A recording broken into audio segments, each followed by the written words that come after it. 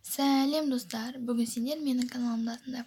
Және бүгін біз фетр матасынан өте әдемі сумка жасап көреміз. Мен көптен бері осы фетр матасына қызығып жүрген едім. Міне бүгін осыдан сумка жасауды ұйғардым. Ендеше бастайық. Міне мен көк түсті алуды ұйғардым. Так. Ендеше эскизіме қарап отырайын. Енді астың жағын 21 сантиметр аламыз. Так, ұзын қызылшым таппай қалдым, енді 15. Және не жете қосайық.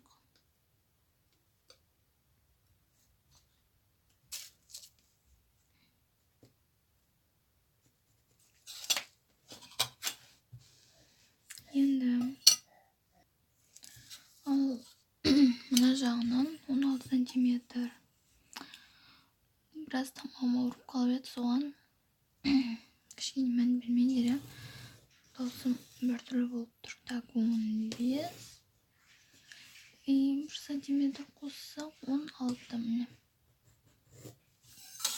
Так. Бізге екі эскиз керек болады ғой. Енді сумка деген екі жағы бар, білесіңдер. Так.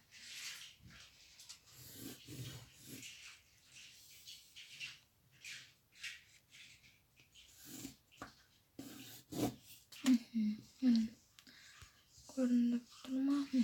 Так. Енді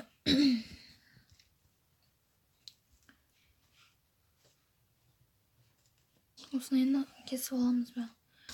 Әлде жоқ, бетик. Қазір көресіңдер. Мен достар кесіп алдым. Онша көрінбейді екен камераға. Қазір кесейін, сол кезде анық болады. Және де комментарияға жазып отырыңыздар. Сіздерге осы фетр матасынан жасалған бұйымдар ұнай ма, ұнамай ма дегендей. Алда тағы осы фетр матасынан көптеген клатчтар жасағым келеді. Ондай ойымды қалай қарайсыздар? Және осы бір соңғы бір айда мен каналымда ASMR-лар көп болды. Соларды қарап шығыңыздар, лайк басыңыздар.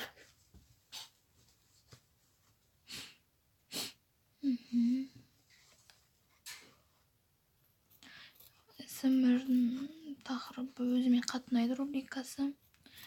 Алда әлі көп түсіретін боламын. Бірақ DIY-ларға да кезек беру керек. Міне, енді ортасында сызық бар. Оны кесейін. Қатты қалың фетр алмаңыздар. Жұқарағын алыңыздар, себебі қалыңмен жұмыс істеу сәл қиын болады. Менде мына фетрім қалың, қатты қалың емес, ал бірақ мынаусы одан да жұқарақ. Ал міне екі эскизіміз дайын. Енді достар, енді табанын кесіп алайық. Так, табаны да ұзындығы 21 болады. Так. 15.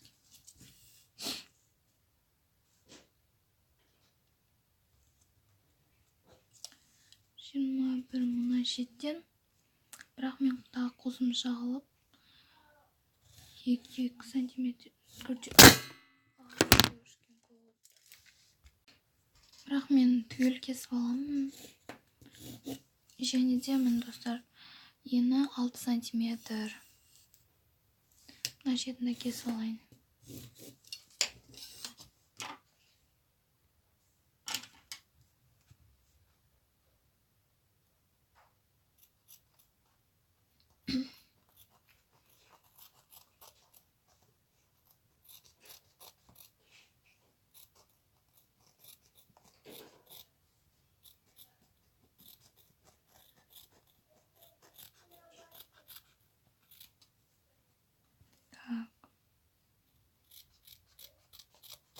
Міне ұзын полоска болды. Ыстық клеймен қолданамын мен бүгін. Сендер немесе ыстық клей болмаса қолмен тігуге болады. Иә. Болмаса үйде машинка болса машинкамен. Бағана көрген едім скрепкалармен қалай болады деп. Және де ыстық клейім қызып жатыр қазір.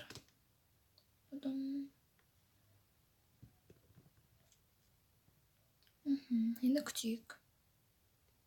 Достар, айтуды ұмытып кетіппін. Пока клейіміз қызғанша. Барлық жерінен 1 сантиметр, ровно 1 сантиметрден линиялар сызып шығамыз.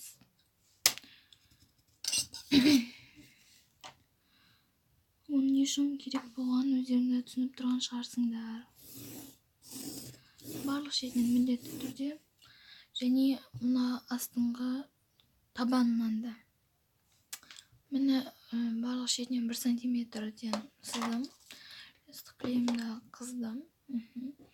Достар, ең алдымен асты жағынан бастаймыз. Так, қараңдар. Енді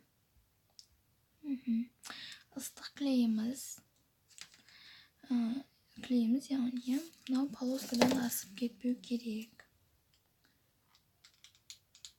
Өте мұқият болыңдар, себебі уже фетрден ыстық клейді алу мүмкін емес.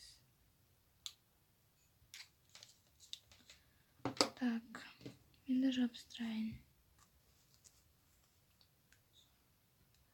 Осы жер ең жауаптысы. Ай, клей көп кетіпті. Мен достар ыстық клейді алайын десем, алу қиын. Бәрін жұлып әйтеуір.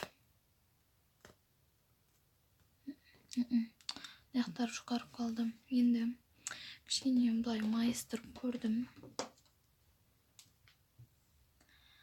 Попытка номер 2 дейді. Короче.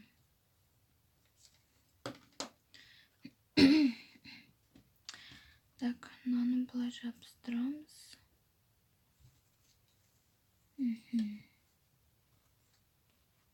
Былай істеймін.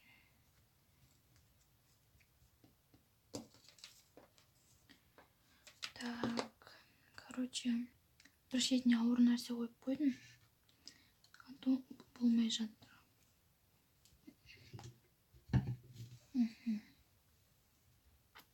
Так. Тура бағанағы әдіспен тағы қайталаймын.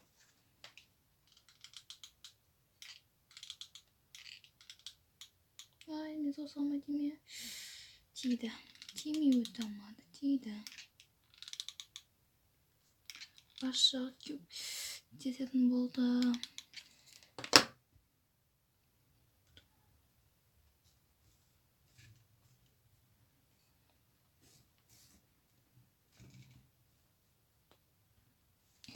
Мен енді екінші шетінде.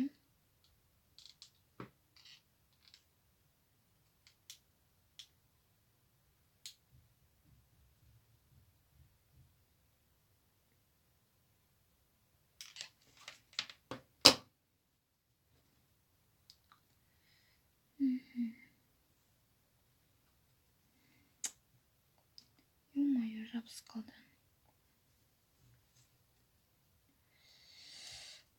Фетр деген өте қиын мата екен. Самый главный, мынандай сызықтар келу керек. Жабыспаған жерде былай клей жағасылайын.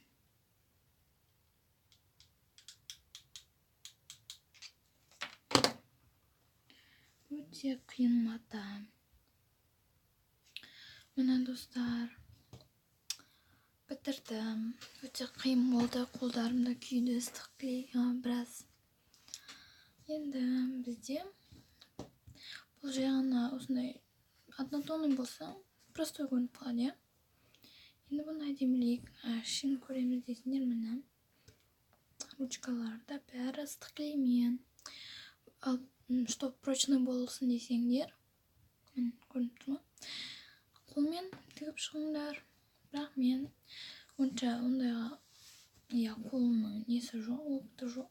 Сондықтан ыстық клеймен. Енді соңғы штрих.